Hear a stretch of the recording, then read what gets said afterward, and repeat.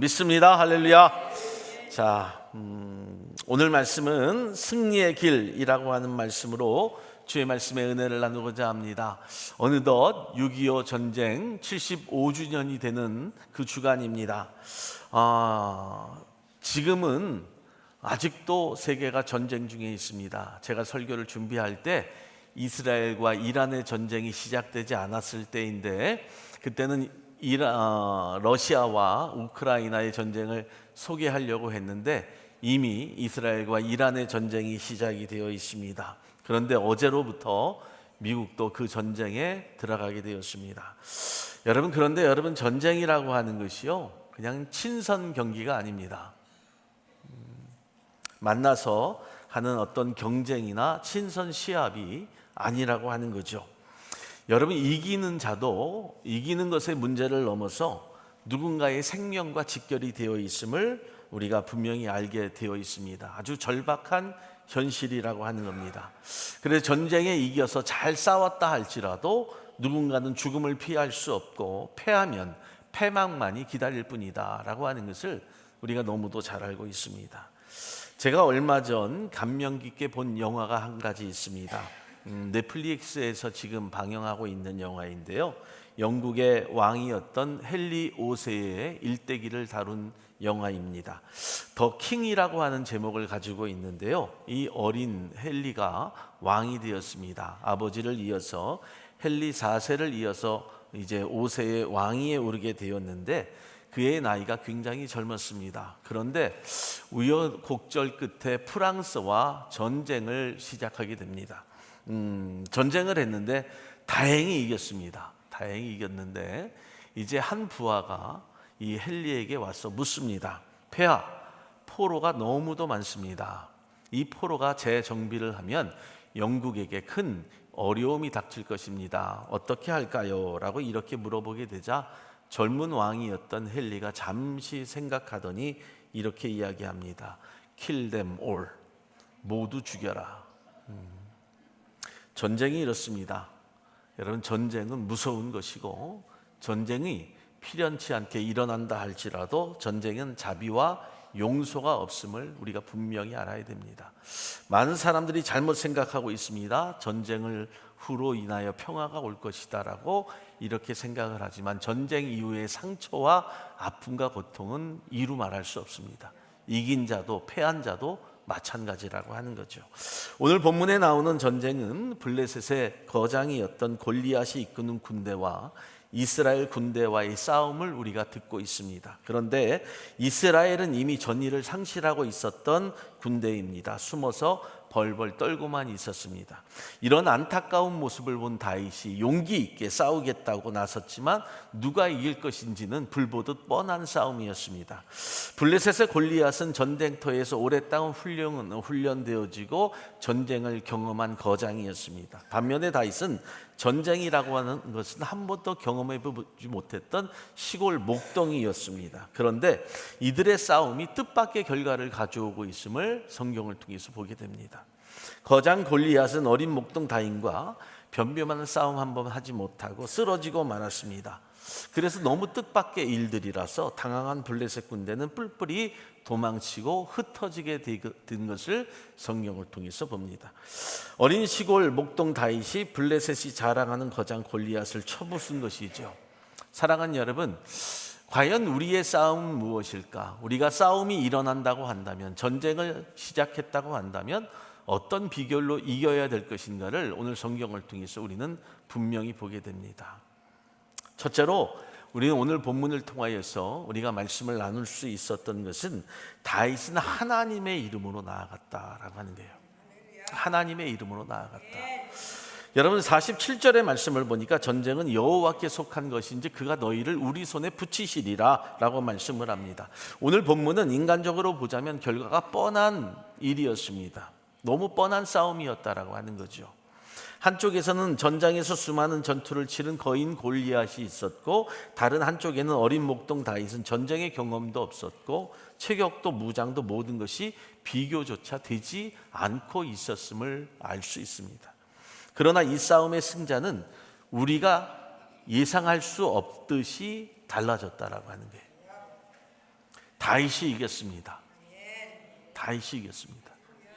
그 이유는 오늘 분명히 말씀하고 선포하고 있는 것을 들어야 되는데요. 다윗이 여호와의 이름으로 나아갔기 때문이다라고 하는 거예요. 여호와의 이름으로 나아가기 때문이다. 분명히 선언하고 있는 것을 들어야 됩니다. 여러분, 여기에서 우리가 말씀을 듣고 나눌 수 있는 가장 중요한 이유는 전쟁은 명분이 중요하다라고 하는 거예요. 명분이 중요하다. 다윗은 그 전쟁의 명분을 정확하게 파악하고 있었다라고 하는 거예요. 우리가 쓸데없이 교회에서 성도끼리 싸우는 일들, 때로는 혹이라도 목회자와 성도의 다투는 일들은 절대적 명분이 없다라고 하는 거예요. 다윗이 외칩니다. 너는 칼과 창과 단창으로 내게 오거니와 나는 만군의 여호와의 이름 곧 내가 모욕하는 이스라엘 군대의 하나님의 이름으로 내가 내게 가노라 라고 선포하고 있는 것을 듣게 된다라고 하는 거죠. 정확한 전쟁의 명분이 네가 나의 하나님을 욕되게 하였음을 내가 알았다라고 하는 거예요. 오늘날 우리가 싸움의 대상이 누구인지를 정확히 알고 그 명분이 있는 자들 되기를 예수의 이름으로 부탁을 드립니다. 블레셋은 하나님의 이름을 모욕했다라고 하는 거예요. 그러자 다윗이 선포합니다. 이 고백은 단순한 용기에서 나온 말이 아니라고 하는 거예요. 오늘날 수많은 전쟁 속에서도 하나님의 이름을 욕되게 하는 자들을 향하여 나아갈 수 있는 나라와 국가가 있다고 한다면 얼마나 감사하겠어요. 하나님의 이름으로 나아가서 싸울 수 있다라고 하는 그 고백과 선언이 국가와 민족에게도 반드시 있어야 함을 말씀하고 있는 거예요. 이것이 다윗이 자신의 승리를 근거로 오직 하나님의 이름을 두고 있음을 저와 이름 듣기를 예수의 이름으로 축원합니다. 여러분, 이것은요 신앙의 선언이라고 하는 거예요. 신앙의 고백이라고 하는 거예요. 내가 어떤 영적인 전쟁에서도 내가 싸울 수 있는 그 명분은 세상의 것들이 하나님을 욕되게 하는 일들이 있다고 한다면 내가 용기 백배하여 내가 하나님의 이름으로 나아가겠다고 하는 고백과 선언을 통하여 싸울 수 있는 자들이 되어야 함을 성경이 증거하고 있는 거예요. 47절에 다시 말씀을 보면 여호와의 구원하심이 칼과 창에 있지 아니함을 이 무리에게 알게 하게 하려 함이니라 라고 하는 그 말씀을 기억할 수 있어야 된다는 거죠. 다윗의 신앙은 구원의 주체가 하나님이라고 하는 사실을 반드시 알았어요. 그 승리는 하나님의 능력에 달려있다라고 하는 온전함을 그 믿음으로 믿는 믿음이 그에게 있었음을 성경이 증거하고 있는 거예요. 사랑하는 여러분, 이 믿음은 성경 전체에 흐르는 진리라고 하는 거죠. 하나님은 모세에게도 말씀하셨습니다. 너희는 두려워하지 말고 가만히 서서 여호와께서 오늘날 너희를 위하여 행하시는 그 일을 보라는 거예요.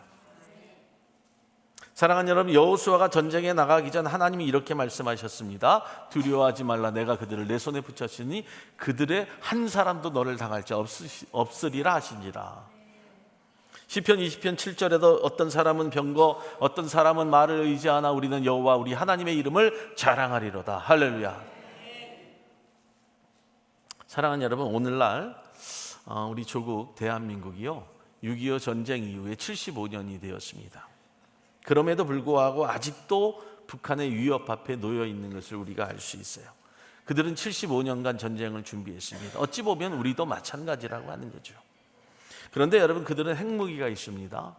여러분, 수많은 미사일이 있고, 그런데 그들은 쇠뇌된 사상으로 무장한 집단이라고 하는 사실을 우리가 잊지 말아야 됩니다. 그런 나라를 무엇으로 이길 수 있을까를 생각해 보셨습니까? 여러분, 북한과 대한민국이 전쟁을 벌인다고 한다면 여러분, 어느 나라가 이길까요? 당연히 북한이 이깁니다. 저 목사 미친 거 아니야? 아니죠. 북한이 이깁니다. 왜요? 핵무기가 있잖아요. 수많은 재래식 무기로 싸워봐야 소용이 없습니다. 핵무기 하나면 나라가 절단이 납니다. 그런데 미국이 있습니다. 미국이 있는 이유는 그 핵무기를 막아주려고 하기 때문이라고 하는 거예요. 그래서 지키는 거예요. 한국인들 가운데요, 정치인들, 저는 정치 이야기를 하지 않습니다. 그런데 한국의 정치인 사상과 때로는 목회자들 중에도요, 대한민국의 적이 미국이라고 생각하는 사람들이 너무도 많아요. 반미 사상을 가지고 주적을 미국이라고 생각하는 사람들. 그런 사람들이 전쟁을 한들 이길 수 있겠느냐라고 하는 거죠. 절대로 이길 수 없습니다. 역대하 7장 14절의 말씀에 이렇게 말씀을 합니다. 내 이름으로 일컫는 내 백성이 그 악한 길에서 떠나 스스로 낮추고 기도하여 내 얼굴을 찾으면 내가 하늘에서 듣고 그들의 죄를 사하고 그 땅을 고칠지라 라고 이야기합니다. 좀 대한민국이 좀 낮아져야 돼요. 겸손해져야 된다는 거예요. 이만큼 살고 있으니 그만큼 강대국이라고 하는 잘못된 생각을 갖고 살아간다는 거예요. 사랑하는 여러분, 우리도 마찬가지입니다. 내 삶을요, 하나님의 은혜로 살아가고 있음에도 불구하고 자꾸 높아지려고 해요. 하나님 없이도 살 수 있다고 그렇게 생각할 때가 있죠. 그런데 여러분 한번 생각해 보세요. 여러분들 앞에 얼마나 많은 골리앗들이 있습니까? 가정의 골리앗이 있습니다. 건강의 골리앗이 있고요. 경제적 어려움의 골리앗들이 있습니다. 관계의 단절로 인한 골리앗, 마음의 절망을 가져오는 골리앗들이 있습니다. 그럼에도 불구하고 하나님 없이 살 수 있다고 생각한다는 거예요. 하나님이 나의 적이라고 생각해요. 예수 그리스도가 나를 힘들게 하는 분이라고 생각한다는 거예요. 이때 우리에게 필요한 것은 어떤 것이라고 생각하세요? 하나님의 이름으로 세워진 강한 망대 위에 올라갈 수 있는 자들이 되어야 돼요.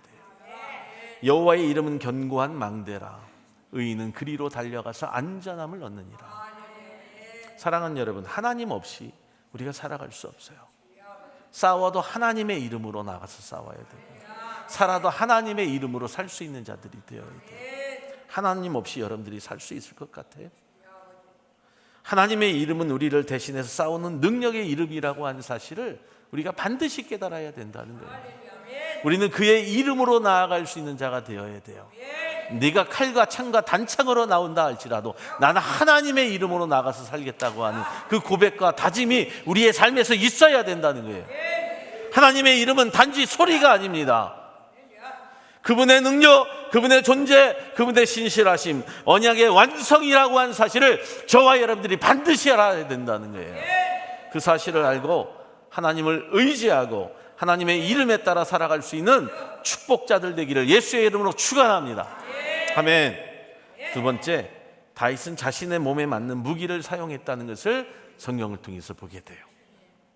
39절의 말씀을 보니까 이렇게 말씀합니다. 자기가 익숙치 아니함으로 시험해 보았더니 익숙하지 못하니 가지 못하겠나이다 하고 곧 벗고 라고 이렇게 이야기해요. 다윗이 하나님을 신뢰했지만 동시에 그는 무모하게 움직이지 않았다라고 하는 거예요. 즉흥적으로 생각하지 않았다라고 하는 거예요. 감정적으로 대하지 않았다라고 하는 거예요. 그는 자기의 몸에 맞는 자신이 익숙하게 다룰 수 있는 도구로 싸움에 임했음을 우리가 볼 수 있어요. 사랑하는 여러분, 전쟁에 나간다고 하자 사울 왕은 다윗에게 자신의 군복과 칼을 내주었습니다. 이브라고 하는 왕의 배려였어요. 최대한의 무장을 통해서 다윗을 보호하고 싶었는지도 몰라요. 그러나 다윗은 몇 걸음 걸어가다가 고개를 저었어요. 이는 이것이 나에게 익숙하지 아니하니 못 가겠다라고 이렇게 고백을 하는 거예요. 사랑하는 여러분, 승리는 장비의 문제보다 적합함의 문제다라고 하는 거예요. 그 헨리 오세 더 킹의 영화를 보면요, 프랑스군이 수없이 많았습니다. 그런데 영국군이 이길 수 있었던 이유가 있어요. 왜냐하면 중세 시대에 무엇을 입었습니까? 갑옷을 입었죠.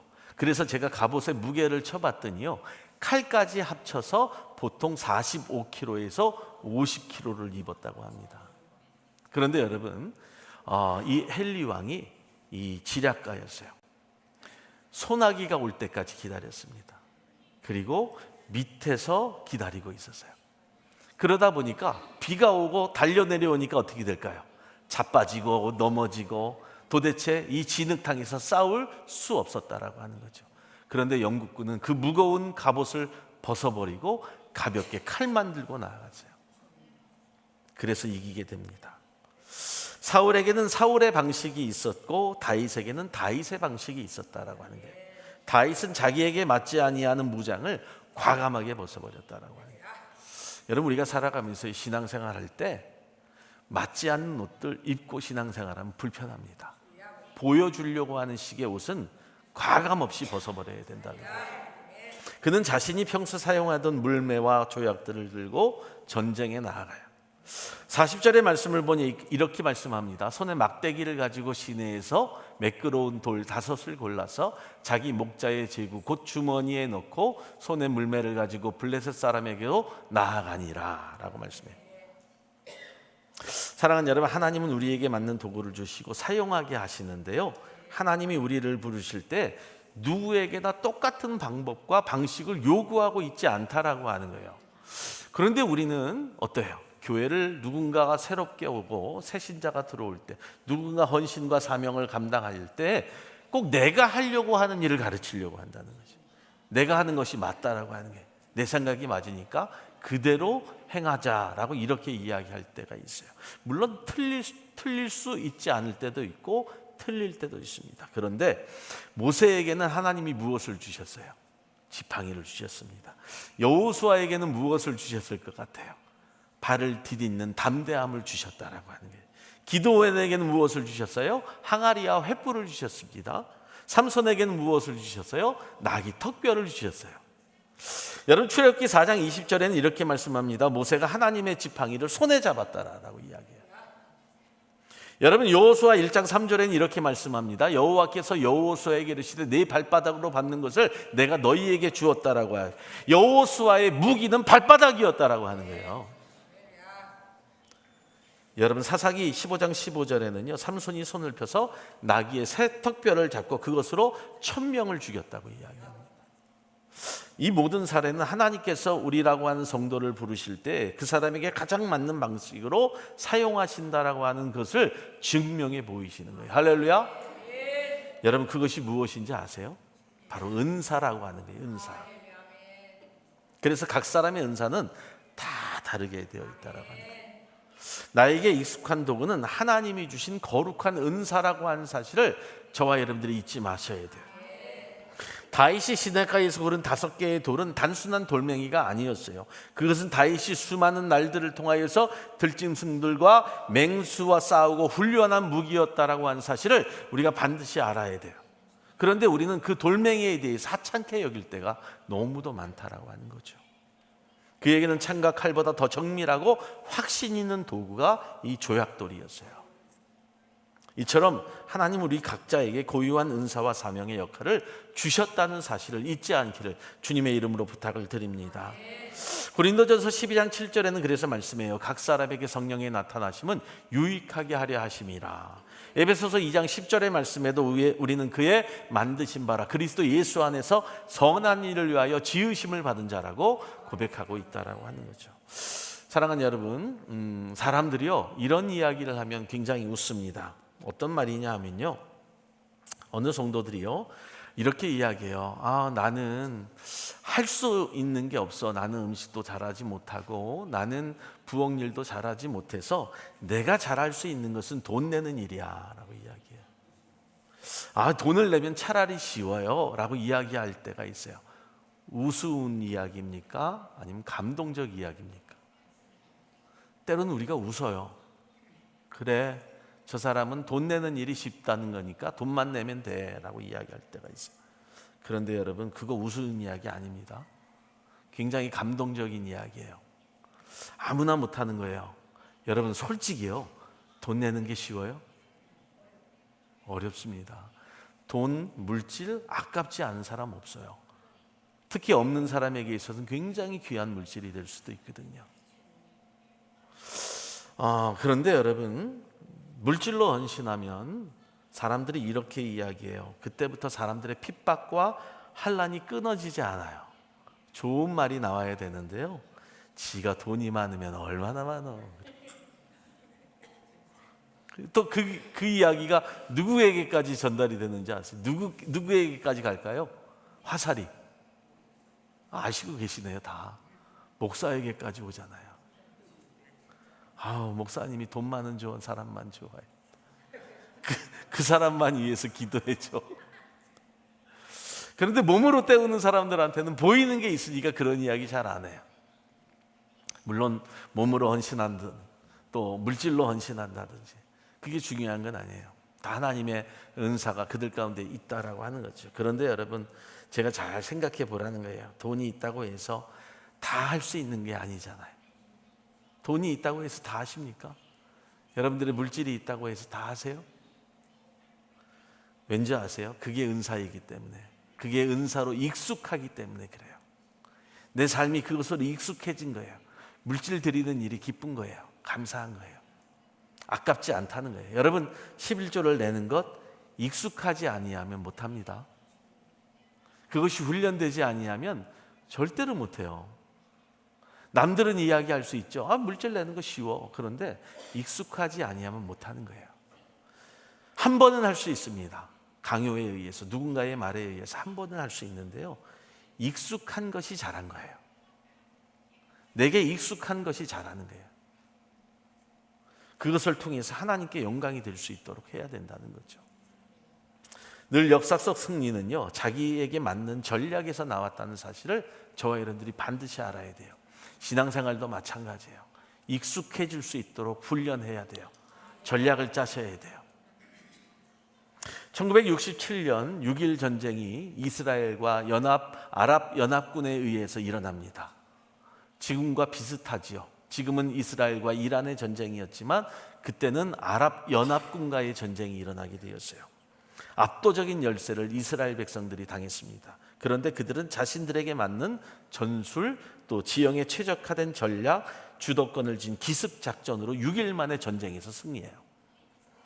제가 저도 한국에서 군 생활을 해봤고, 또 저도 하사관 생활을 오랫동안 해봤기 때문에 이런 전쟁이 일어나면 도대체 어떻게 전쟁을 하고 있는가라고 하는 것을 보게 돼요. 우리 군인들, 또 군인을 제대했던 남편들 아마 그럴 거예요. 지금 전쟁이 어떻게 돌아가고 있는가. 그런데 놀라운 사실을 발견했어요. 이스라엘은요, 지나간 10년 동안 전쟁을 준비했답니다. 지금 당장 일어나서 지금 일어난 것처럼 보이지만 지나간 10년 동안 전략을 짜고 있었던 거예요. 모사드의 정보기관을 통해서, 정보력을 통해서 쪽집게로 전략을 짰고, 기습작전을 통해서 모든 군 장성들을 한날 1시에 다 죽여버렸어요.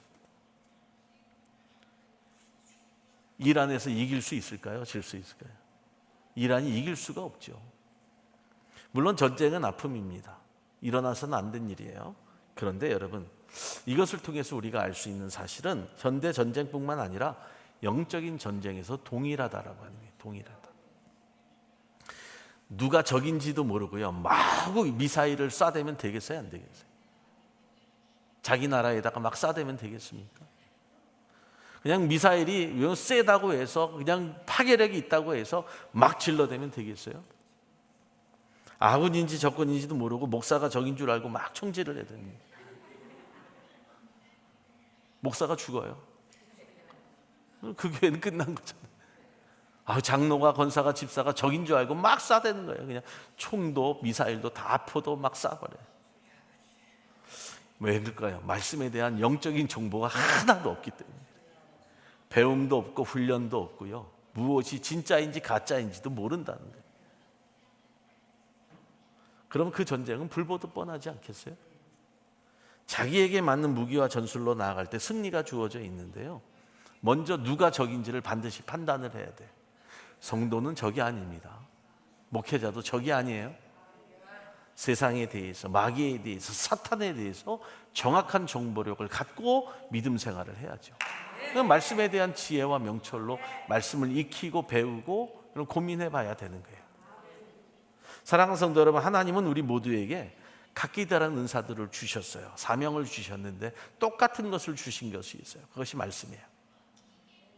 말씀에 대한 어떤 고민과 말씀에 대한 훈련이 없이는 어떤 은사도 사명도 발견할 수 없기 때문이라고 하는 거예요. 때로는 그 사명에 대해서, 은사에 대해서 물론 크고 작은 것들이 있을 수는 있으나 하나님이 주신 것은 말씀이라고 하는 승리의 도구가 반드시 여러분들의 전략 가운데, 신앙생활 가운데 있어야 됨을 말씀하고 있는 거예요. 할렐루야. 말씀 없이 신앙생활하지 마세요. 말씀 없이 헌금 드리지 마시고요, 말씀 없이 기도하지 마시고, 말씀 없이 예배하지 말라는, 말씀이 있어야 다른 모든 것들이 살아납니다. 사랑하는 여러분, 전도서 9장 10절의 말씀을 한번 보세요. 시작. 무엇이든지 내 손이 이를 얻는 대로 힘을 다하여 하라. 고린도후서 4장 7절의 말씀을 한번 보세요. 시작. 우리가 가진 모든 보배를 질그릇에서 가졌으니 아는 능력에 큰 것이 하나님께 있고 우리에게 있지 아니함을 알게 하려 함이라. 하나님을 아는 지식, 하나님을 쫓아가는 것, 이 모든 것들이 하나님을 알아갈 때 우리가 능력 있는 승리의 삶을 살게 되어 있음을 성경이 말씀하고 있는 거예요.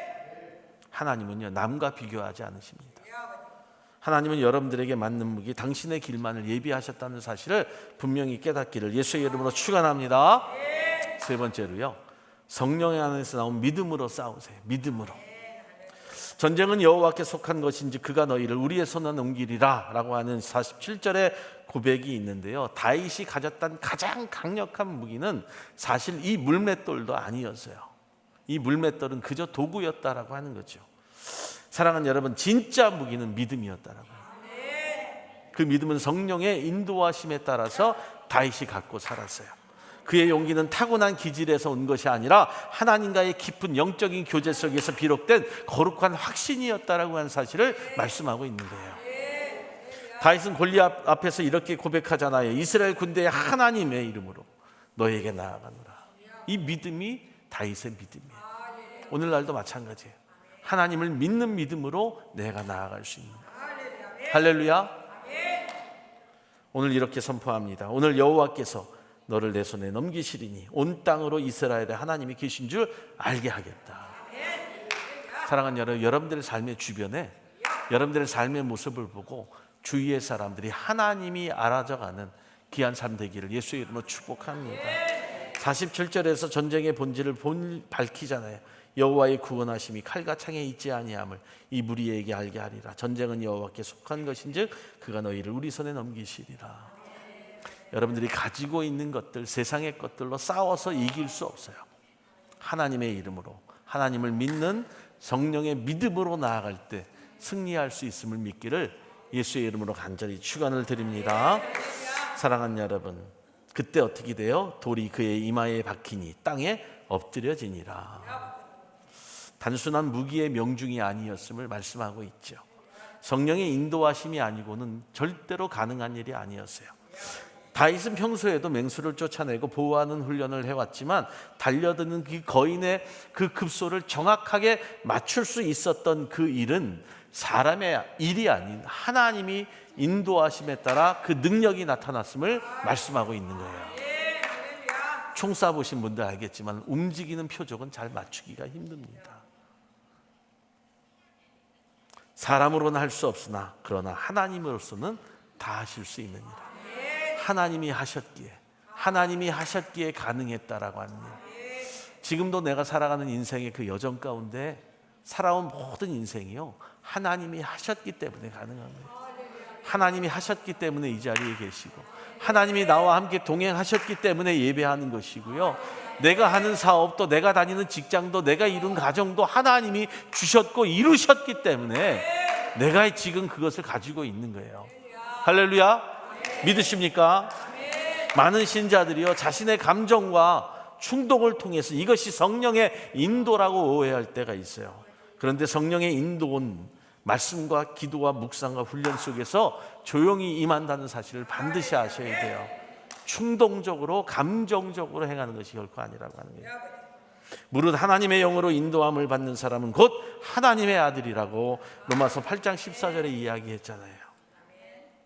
사도행전 13장 2절에도 성령이 이르시되 내가 불러 시키는 일을 위하여 바나바와 사울을 따로 세우라 하시니 라고 말씀하잖아요. 우리는 이렇게 생각할 때가 있어요. 누군가 이야기를 하니까 목회자가 말씀을 선포했으니까 까짓것 한번 질러보지 뭐, 지르지 뭐 라고 할 때가 있어요.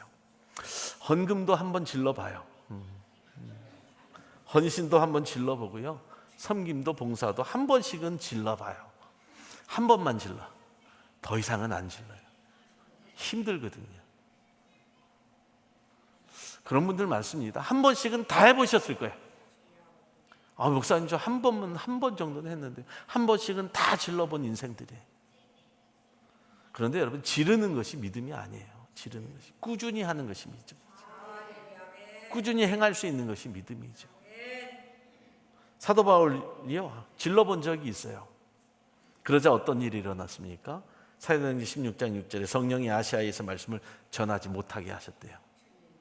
질러봤는데요 예수님의 영이 허락하지 아니하셨다고 사도행전 16장 7절에 말씀을 해요.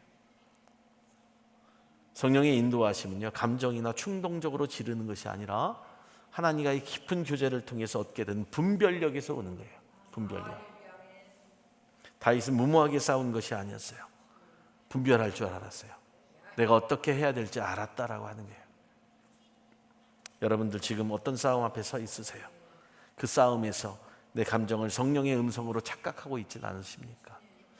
하나님 앞에서 우리가 말씀 가운데, 기도 가운데, 찬양 가운데 깊이 교제하는 가운데 어떠한 싸움이 우리 가운데 일어난다 할지라도 영적인 싸움에서 승리하며 나아갈 수 있는 믿음의 성도들, 믿음의 군사 되기를 예수의 이름으로 축원을 드립니다. 그래야 정확한 그 음성에 민감하게 반응하고 정확하게 또한 던질 수 있다라고 하는 거예요. 그 사실을 알고 하나님의 이름으로 말씀과 기도의 훈련에 우리가 최선을 다하고 승리하는 귀한 영적인 사람들 되시기를 예수의 이름으로 간절히 축원을 드립니다. 축원합니다. 우리 하나님께 영광을 받습니다.